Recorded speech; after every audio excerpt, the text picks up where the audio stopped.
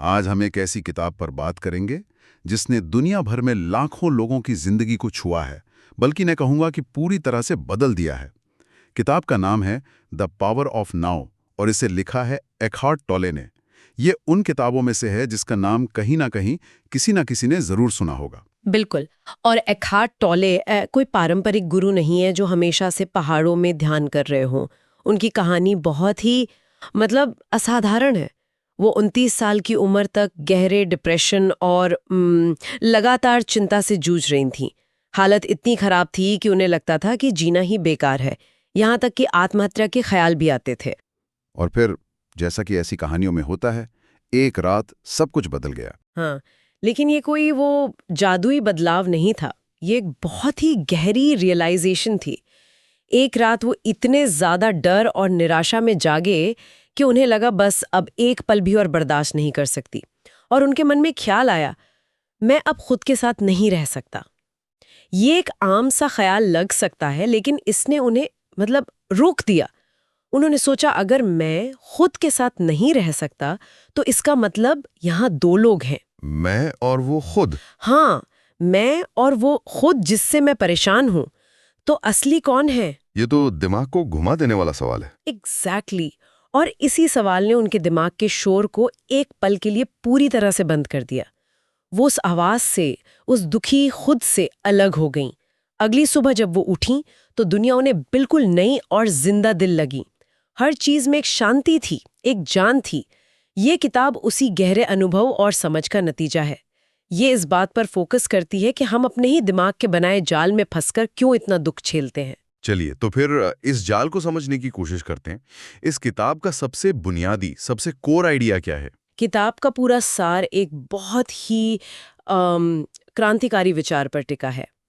आप अपना मन नहीं है। You are not your mind. हाँ, टॉली कहती हैं कि हमारी ज्यादातर पीड़ा, हमारी एंजाइटी, हमारा दुख, इसकी जड़ हमारे मन के साथ हमारी गहरी पहचान है। हम अपने विचारों, अपनी भावनाओं, अपनी यादों को ही मैं समझ लेते हैं। ये सुनने में थोड़ा अजीब लगता है। अगर मैं मेरा मन नहीं हूं तो फिर मैं क्या हूं? क्योंकि हम तो यही मानते हैं कि मैं सोचता हूं इसलिए मैं हूं। बहुत अच्छा सवाल है। टॉली समझाती हैं कि मन एक टूल है, एक औजार, जिसका काम है सोचना, विश्लेषण करना, योजना बनाना। ये एक बहुत ही पावरफुल टूल है। लेकिन प्रॉब्लम तब होती है जब ये टूल हम पर हावी हो जाता है। हमारे सिर में लगातार एक कमेंट्री चलती रहती है ना? हाँ, हर वक्त। एक आवाज जो हर चीज पर अच्छा, बुरा, सही, गलत का लेबल लगाती है, जो या तो अतीत की बातों पर पछताती है या भविष्य की चिंता करती है। किताब कहती है कि इस सोचने वाले मन के पीछे एक गहरा साक्षी या चेतना है जो इन विचारों को बस देखती है। असली मैं वही है, वो सोचने वाला नहीं, बल्कि उस सोच को देखने वाला। तो फिर ये किताब किसके लिए सबसे ज्यादा जरूरी है? क्या ये सिर्फ उन लोगों के लिए है जो डिप्रेशन या तनाव में है? ये उनके लिए तो है ही, लेकिन इसका दायरा बहुत बड़ा है।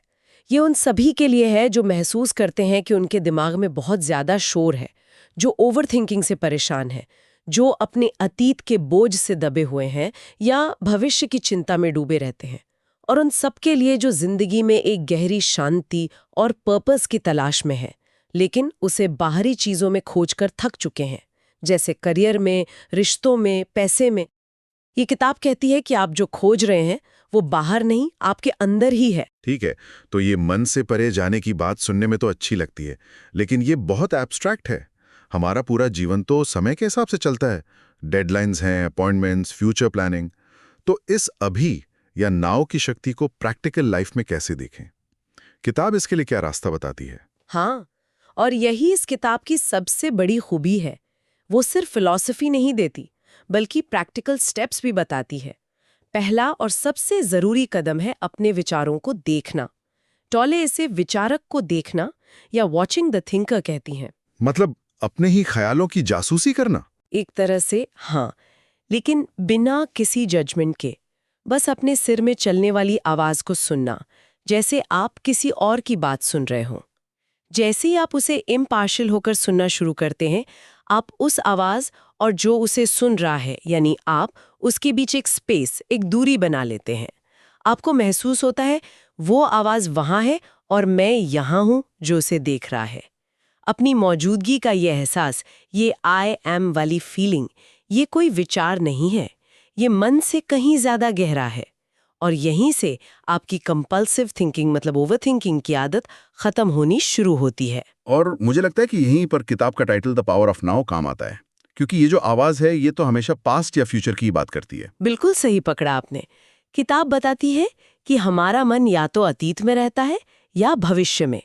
अतीत हमें पहचान देता है, जैसे मेरे साथ ऐसा हुआ था इसलिए मैं ऐसा हूं, और भविष्य में किसी तरह के मोक्ष या खुशी का वादा होता है कि जब मुझे वो नौकरी मिल जाएगी तब मैं खुश हो जाऊंगा। एग्जैक्टली। लेकिन जिंदगी न तो अतीत में है न भविष्य में। जीवन सिर्फ और सिर्फ अभी नाव में हो रहा है। पर अक्सर हमें वर्तमान में रहने से रोकता है हमारा अतीत का कोई पुराना दर्द या गुस्सा। क्या टॉले इस इमोशनल बैगेज के बारे में कुछ कहती हैं? हाँ, और ये किताब के सबसे दिलचस्प कॉन्सेप्ट्स में से एक है। टॉले इसे दर्द शरीर या पेन बॉडी कहती हैं। दर्द शरीर, ये क्या चीज है? दर्द शरीर हमारे अतीत के भावनात्मक दर्द का जमा हुआ हिस्सा है, जो हमारे अंदर एक एनर्जी फील्ड की तरह रहता है। हर किसी के जीवन में दुख, गुस्सा, निराशा के पल आते हैं। अगर हम उस भावना को पूरी तरह महसूस करके जाने नहीं देते, तो उसका एक हिस्सा हमारे अंदर रह जाता है और धीरे धीरे ये बचा हुआ दर्द इकट्ठा होकर एक दर्द शरीर बन जाता है। ये एक तरह का परजीवी है जो हमारे अंदर सोता रहता है। और जब ये जागता है तब क्या होता है? जब ये सक्रिय होता है तो ये हमारे विचारों और भावनाओं पर कब्जा कर लेता है। आप अचानक बिना किसी बड़ी वजह के बहुत दुखी, गुस्सा या चिड़चिड़ा महसूस करने लगते हैं। ये और ज्यादा दर्द चाहता है क्योंकि वही इसका खाना है। इसलिए ये ऐसी परिस्थितियां बनाता है जिससे और दर्द पैदा हो, जैसे झगड़े, बहस, ड्रामा। ये आपकी सोच को पूरी तरह से नेगेटिव कर देता है। ये तो बहुत डरावना लगता है। ये चीज आज के दौर में सोशल मीडिया पर बहुत आसानी से दिखती है। किसी एक ट्वीट पर जो गुस्सा भड़कता है वो अक्सर उस ट्वीट के बारे में कम और लोगों के अंदर जमा हुए पुराने दर्द के बारे में ज्यादा होता है। टॉले का दर्द शरीर असल में कलेक्टिव आउटरीच का एक ब्लूप्रिंट जैसा लगता है। आपने इसे बहुत अच्छे से जोड़ा है। सोशल मीडिया दर्द शरीर के लिए एक दावत की तरह है। वो वहां दूसरों के दर्द शरीर को भड़काकर खुद को और मजबूत करता है। टॉले कहती हैं कि इससे मुक्त होने का तरीका इससे लड़ना नहीं है, बल्कि वही है जो विचारों के लिए है, इसे देखना, अपनी चेतना की रोशनी इस पर डालना। जब दर्द शरीर उठे तो उसे महसूस करें, अपने अंदर उस भारीपन को, उस गुस्से को महसूस करें, लेकिन खुद को वो भावना न समझें। कहें हाँ, दर्द शरीर सक्रिय है, लेकिन मैं दुखी हूं कि कहानी में न उलझें। उसे देखने से ही उसकी पकड़ ढीली पड़ने लगती है। ठीक है, ये आइडियाज तो बहुत पावरफुल हैं, लेकिन इन्हें रोज की भागदौड़ वाली जिंदगी में कैसे उतारें? कोई इंसान जो ऑफिस जा रहा है, घर चला रहा है, वो इन सब चीजों को कैसे प्रैक्टिस कर सकता है? किताब कई बहुत ही सरल और जमीनी अभ्यास बताती है। एक है वर्तमान में आने का अभ्यास। इसके लिए आपको अलग से समय निकालने की भी जरूरत नहीं है। कोई भी रोज का काम, जैसे हाथ धोना, उसे पूरे ध्यान से करें। पानी की आवाज सुनें, उसके तापमान को महसूस करें, साबुन की खुशबू पर ध्यान दें।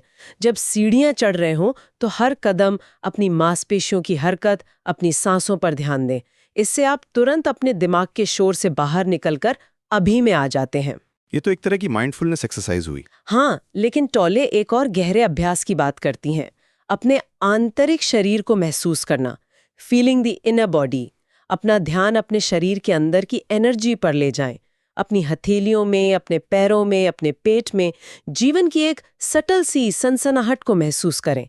ये आपको तुरंत आपके दिमाग से निकालकर आपके शरीर में और वर्तमान क्षण में स्थिर कर देता है। ये एक एंकर की तरह है।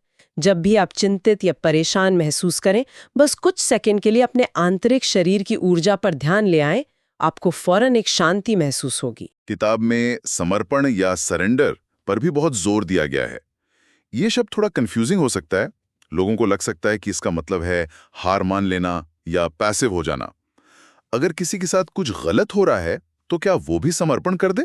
ये बहुत जरूरी सवाल है और इस कॉन्सेप्ट को अक्सर गलत समझा जाता है। टॉले का समर्पण हार मानना या कुछ न करना नहीं है। इसका मतलब है जो है उसे आंतरिक रूप से स्वीकार करना। ये इस गहरी समझ से आता है कि आप जीवन के प्रवाह से लड़ना बंद कर दें, आप उन चीजों का विरोध करना बंद कर देते हैं जिन्हें आप इस पल में बदल नहीं सकते। तो एक्सेप्टेंस और एक्शन में फर्क कैसे करें? टॉले कहती हैं कि किसी भी स्थिति में आपके पास 3 विकल्प होते हैं। स्थिति को बदलें, स्थिति को छोड़ दें या उसे पूरी तरह से स्वीकार कर लें। अगर आप एक्शन ले सकते हैं तो लें, अगर आप उस जगह से जा सकते हैं तो जाएं, लेकिन अगर आप कुछ नहीं कर सकते तो फिर अंदर से उसका विरोध करके खुद को और दुख ना दें। उस स्थिति की वास्तविकता को स्वीकार करें।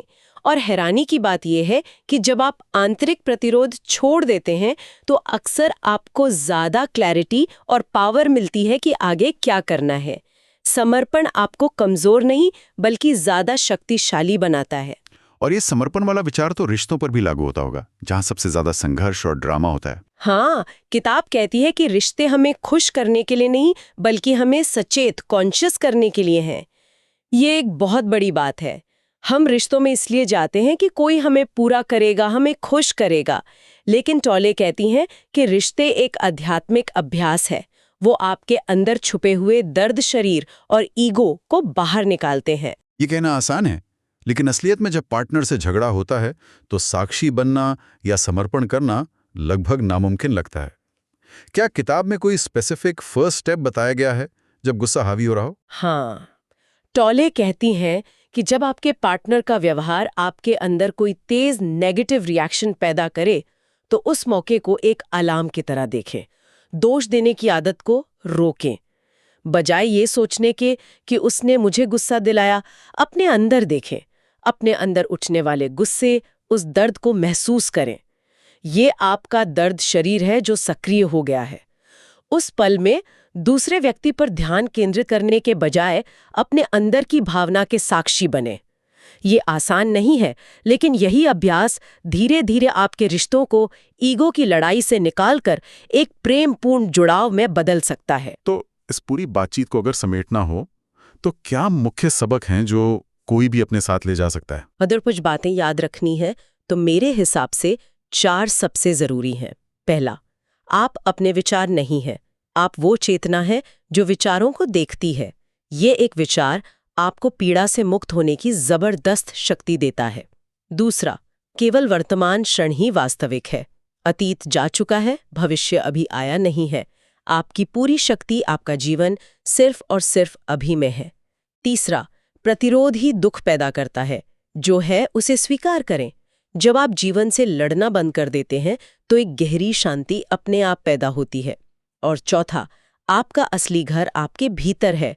सच्ची खुशी और शांति बाहरी परिस्थितियों पर निर्भर नहीं करती, वे आपके अंदर के अस्तित्व, बीइंग से आती हैं।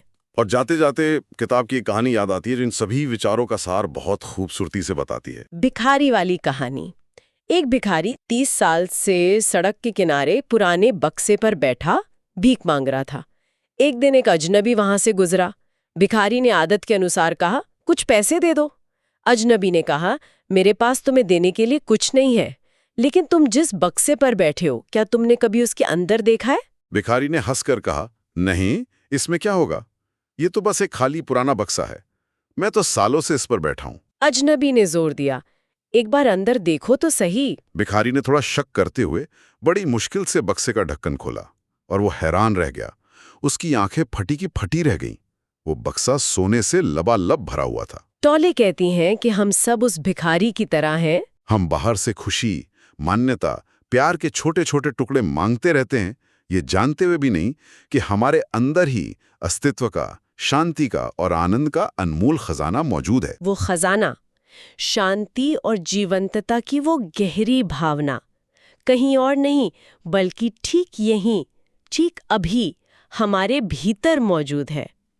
बस हमें अपने मन के शोर से परे जाकर उसे महसूस करने की जरूरत है। और उस बक्से को खोलने का पहला कदम है वर्तमान क्षण में अपनी मौजूदगी का एहसास।